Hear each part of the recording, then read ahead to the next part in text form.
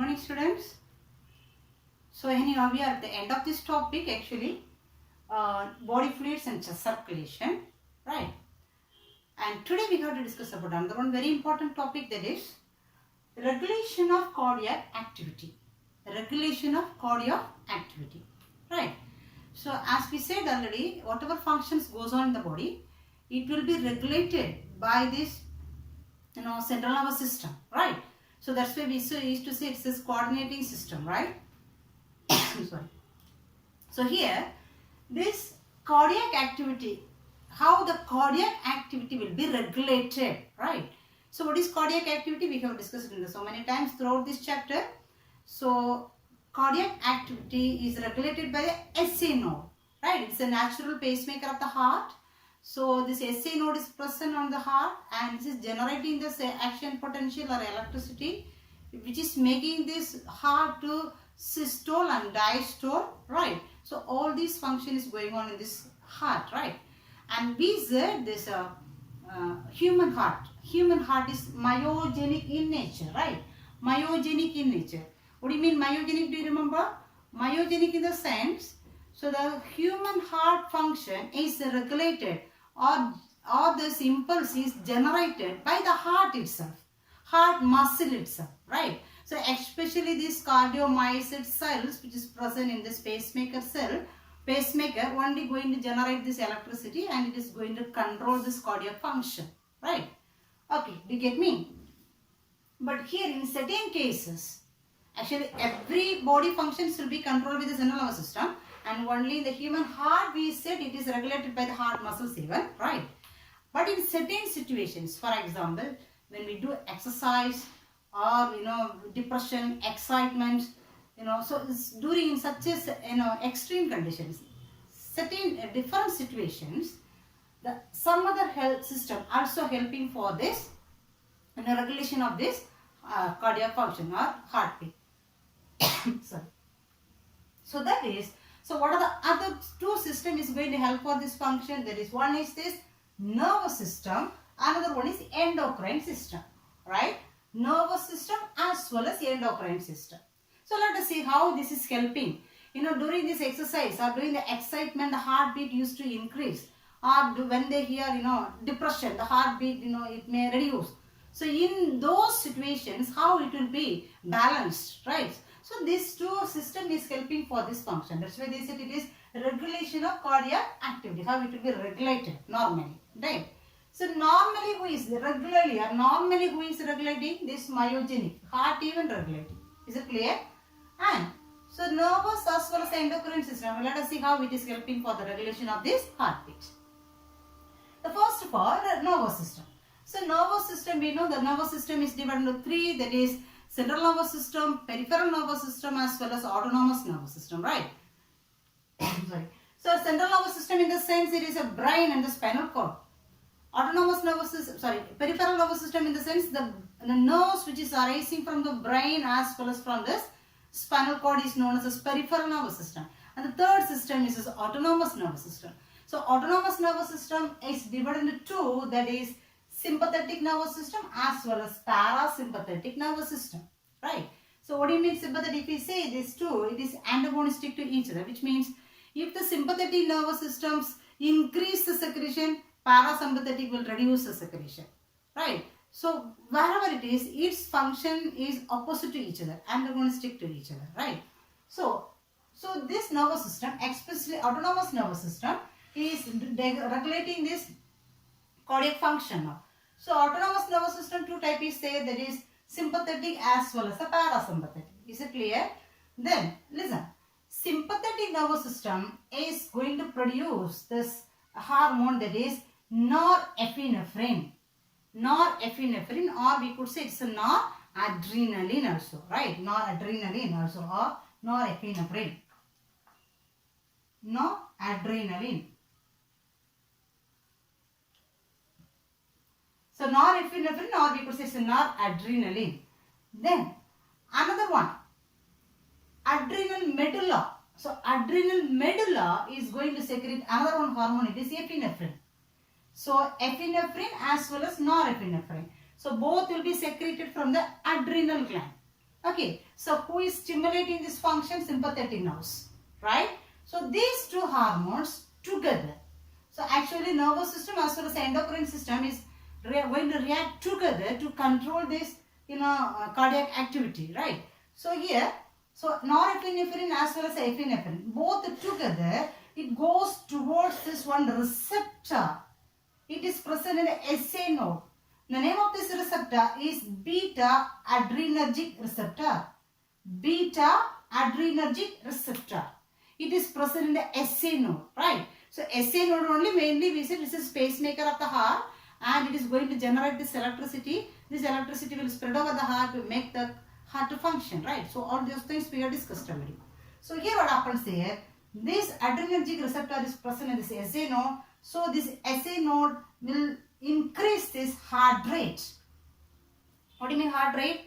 Heartbeat rate. Okay, heartbeat rate will be increased. That is heartbeat rate only we said is a heart rate, right? And when the heart rate is increased, they said cardiac output. Do you remember cardiac output?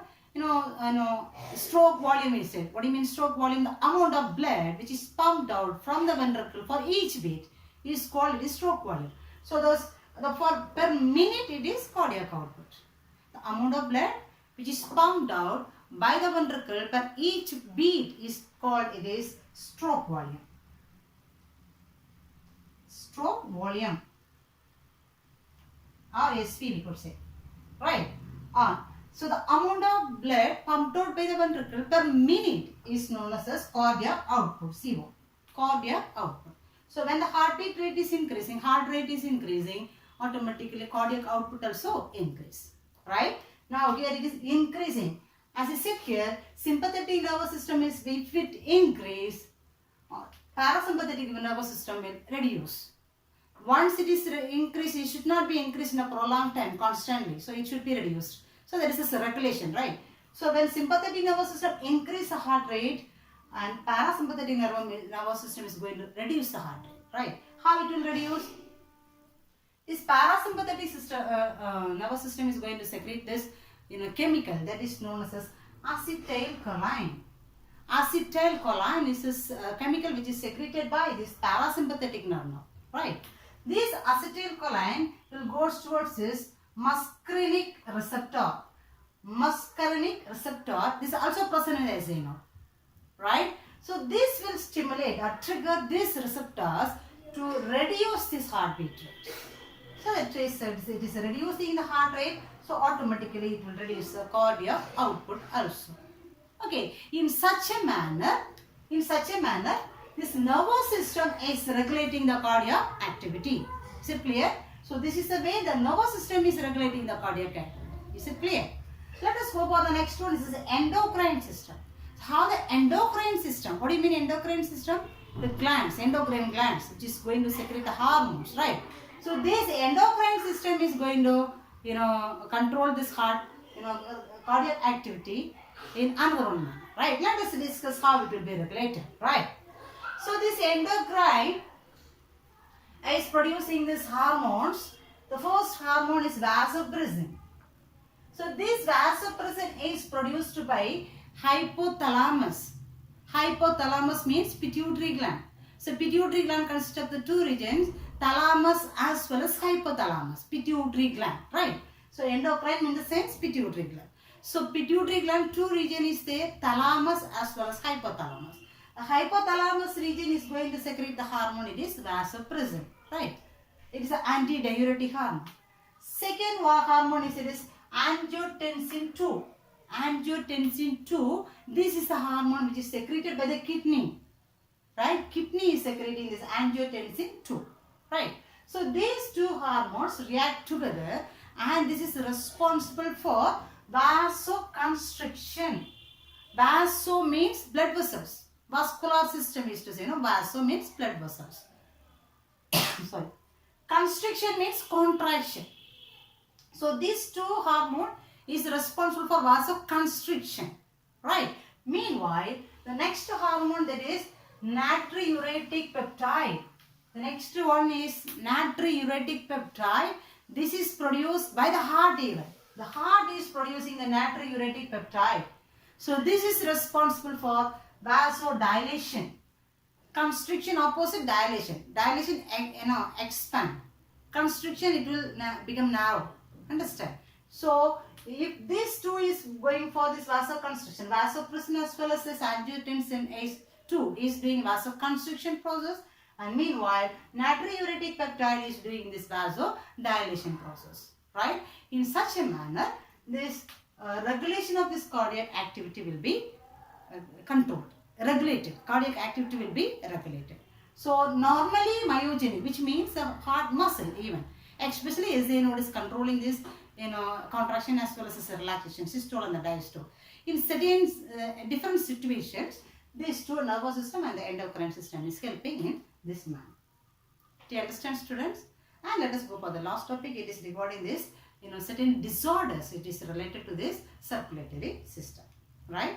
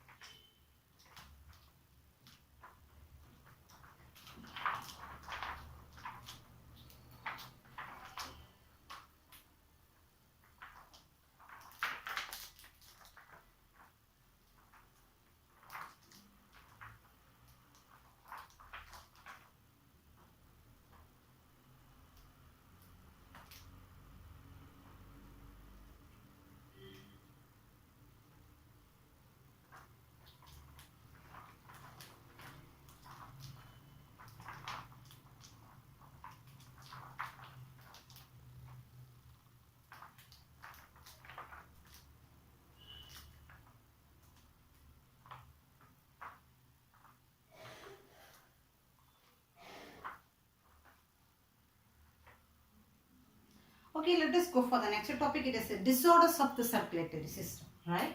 Disorders of the circulatory system.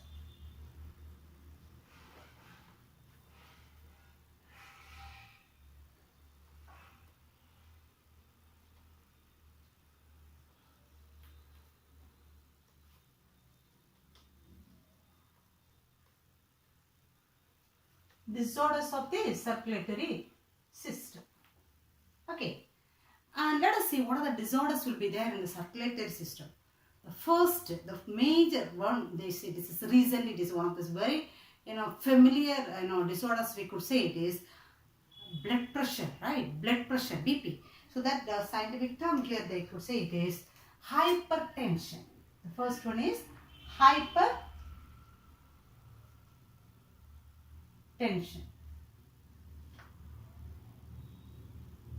Hypertension. Okay. So hypertension. So what do you mean hypertension? The high BP is known as hypertension. So previous class only we discussed about the blood pressure, right? Blood pressure we said. So what do you mean blood pressure? When the ventricle contract, right? When the ventricle contract, this ventricle is pumping the blood inside the arteries, right? Inside the arteries, pulmonary artery. And this, aorta where it is pumping the blood. So when it pumps, the blood will make one exerts on this wall of this blood vessels fissure. That only considered as blood pressure actually. So the normal blood pressure we said it is, blood pressure it is systolic blood pressure as well as diastolic blood pressure is there, right? So normally we could say it is 120 by 80. Normal blood pressure is 120 by 80. Right. So 120 is a systolic pressure, meanwhile 80 is a diastolic pressure, right? So you should maintain in a constant level. And mean arterial pressure also we have discussed in the previous class. Okay. Then, so this if it exceeds, for example, if this systolic pressure goes more than 150 and the diastolic pressure more than this 80, or we could say it is 90, it is 90, for prolonged time, it leads to hypertension. High BP, right? If it is maintained for prolonged time, it leads to hypertension. So hypertension is one of this very dangerous sign. So it is leading to heart failure, kidney failure, brain failure. So such as critical situations is leads to, right? So there is a recording about hypertension, right? And the second one is coronary heart disease. Coronary heart disease. So what do you mean coronary heart disease? What do you mean coronary artery? In this previous class we said about when we said about this, types of blood vessels, coronary artery we said. So what do you mean coronary artery? The artery which is supplying the oxygenated blood to the heart. The artery which is supplying oxygenated blood to the heart is known as coronary artery. So heart also need oxygen supply for its proper function. So that is provided by the coronary artery. It will branch from the main artery aorta. Is it clear? So listen. So there is a coronary artery. So if there is any formation of atheroma, the word they said it is atheroma.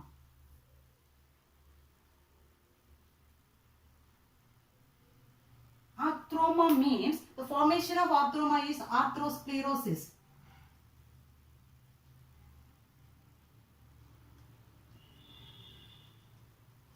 Atherosclerosis, right? So what do you mean this atheroma or atherosclerosis means? Inside the blood, some dead blood cells or dead muscles or platelets. So and mainly cholesterol. So these things, the formation of all these things only we could say it is atheroma. So this formation of this atheroma is known as atherosclerosis, right? So this atheroma which is rich with cholesterol, the atheroma with the cholesterol.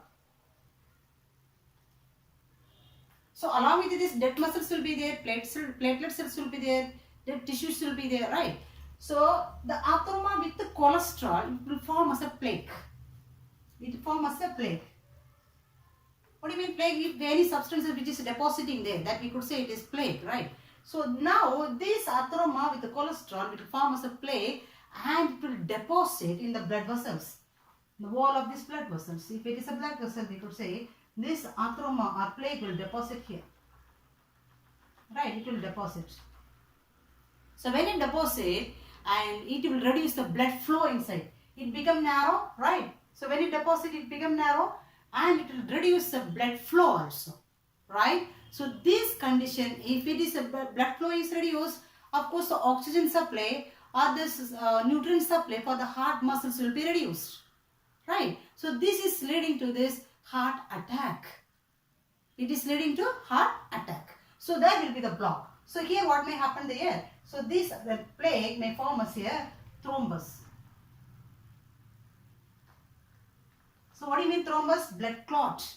So this plaque along with the blood, it will form as a blood clots, right? So this blood clot is known as a thrombus. So if there is this biggest blood clot is formed on this circulation in the path, it will block this way and finally the supply to the heart muscles will be stopped and it is leading to heart attack. So that is known as actually it is coronary heart disease. Is it clear? Okay. And the next one is stroke. Stroke. Have you heard stroke? Of course, you may hear. Recently, we could say many times about the stroke, right? So, what is the reason for this stroke? So, when the BP is increasing, especially when the blood pressure is increasing in the blood vessel, which is supplying the blood to the brain. When the blood vessel, which is supplying blood to this brain. So when it supplies the blood to the, if there is any, listen, so this is the blood vessel. So here the blood is moving inside. The blood is moving inside. In case of this high BP, in case of this high BP, sorry. In case of this high BP, what happens there? Here one aneurysm may form. It will bulge. The blood vessel bulge. Right? And finally it bursts. The blood vessel bulge and burst. So as a result, what happens here? There will be the bleeding inside this brain. So that this condition is known as hemorrhage. Blood hemorrhage. Bleeding may happen inside the brain because of this high BP, and because of the high BP, there will be this bulb like, or the bulges may form aneurysm. That word they say aneurysm. So this bulge may form and finally the bulge will burst and the bleeding will be there inside the brain. Blood hemorrhage will be there in this brain, is leading to stroke. Understand? Either it burst, or we could say this thrombus, blood clot formation, or this plaque formation, whatever we said now for this coronary heart disease, right? The thrombus formation or this blood clot formation may happen in this blood vessels which is supplying the blood to the brain, also leading to stroke. So if there is this blockage in the brain, we could say in the brain, so at the particular region where it is supplying the blood, we could say the oxygen supply will be prevented because of the block. So because of the block, the oxygen supply will be prevented. So the particular region of the brain started to, the brain tissue started to die. The brain tissue started to die. So this brain tissue started to die gradually. So this is called as cerebral infarction. Cerebral infarction. Cerebral region of the brain means started to die. The tissue will die. That is known as a cerebral infarction. Understand? So that is about the stroke, the reason for this stroke, right? And the next one is angina pectoris. Angina pectoris is also one of these coronary heart disease, and angina is in a severe chest pain. Severe in the sense, the word severe is very cruel actually. It's a crushing. The crushing chest pain will be there. How this chest pain happen? That only known as actually this angina pectoris means severe crushing chest pain will be there. How this chest pain occur? This is a sign. First sign for this coronary heart disease. So in the coronary heart disease, if this blood vessel is completely blocked, they said it is main block, that we could say it is leading to coronary heart disease, heart attack and so on, these things. But if this thrombus formation is there partially like this, partially, it is not completely blocked, partially it started to block. In the beginning stage, we could say this is the person will get the severe chest pain. So the pain will be there for some more time, and it will be, and if you give the remedies, it will be all right. Understand? So that is known as angina pectoris. This is the first sign for this coronary heart disease, heart attack. Is it clear? That is about this angina pectoris. The next one is myocardial infarction. Myocardial infarction. See here, cerebral infarction we said, right? Cerebral infarction. What do you mean cerebral infarction? The blood vessel which is supplying the blood to the brain region, there will be the thrombus formation. If the blood clot formation or thrombus formation is there in this blood vessel which is supplying blood to the brain, leading to this death of this tissues in the brain, is known as a cerebral infarction. The same which happens in this heart muscle is known as myocardial infarction. That's all. Myocardial infarction. So what do you mean? Here it is supplying to brain, but here it is supplying to heart. So the oxygenated blood is supplied to the heart. If there is a thrombus formation, gradually this oxygen supply, mainly oxygen supply, will be prevented to this heart region. So what happens there, at the particular site, the heart muscle started to die, and it is leading to heart problems, heart failure. It is leading to total heart failure finally. It is, the muscle will die in the heart. So it is leading to heart failure. Understand? Okay. And the next one is cardiopulmonary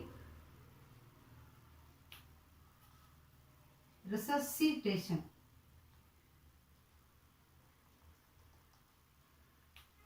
Cardiopulmonary resuscitation. Cardiopulmonary resuscitation. So here actually it is one of the life-saving process said by this James as well as Peter, right? So cardiopulmonary resuscitation is one of the life-saving process. Actually it is one of this procedure. What they do is, as we said here in the cerebral infarction, so when the blood supply is going to the brain, so blood supply is going to the brain through this cerebral artery. Artery is taking the blood. So in case there is a thrombus formation or blood clot formation, the blood supply or oxygen supply will be prevented, right? That is the situation it is leading to either it says, and stroke and all those things. But in certain cases, it is a life-saving process. For we have to give it within 4 to 5 minutes. So what happens here, if the person is getting such a sign means they could not breathe because the oxygen supply is not going to the brain, and they could not breathe and the heart cannot function. So they used to faint, of course, right? So when they faint, so if we give one immediate oxygen supply or air supply to the persons, so the lungs, we need this air supply. The person cannot breathe because there is a block in the brain, right? So that's why we have to give one air blow to the patient, one who faint, through the mouth immediately. Meanwhile, we have to give one chest compression, massage compression. We have to we have to give on the chest region. When we give, so even if there is any blockage there, also immediately, if there is any blockage there, because of that block, it will be arrested, right? So if we give one compression, and meanwhile the air blow we have to give through the mouth, to the patient mouth. So mouth to mouth, that's why they say mouth to mouth, ventilation we have to give to the patient, and one who's faint down within 5 minutes. So if we give this compression along with this air blow, and in case sometimes in case the flow may remove and this lungs will get this oxygen supply, and it will be provided to the brain. So this the major defect will be prevented. So this is one of this immediate life-saving process, we could say, and to save someone's life. So but it should be done within this 5 minutes, 4 to 5 minutes, right? So that's all about this disorders. There's few disorders we have discussed here about this heart, right? So anyhow, this chapter is over. Body fluids and circulation over, and this is the 7th chapter which is present in this volume 1, and as per this old edition, but new edition volume 1 and the 2 they have combined together. And let us meet with this next chapter, excretion, in this next session. And until then, please you revise the chapters. As I said already, you may have to write this exam. So per day one topic wise, please revise and complete the chapters and cooperate with everyone, right? Thank you. Thanks, friends.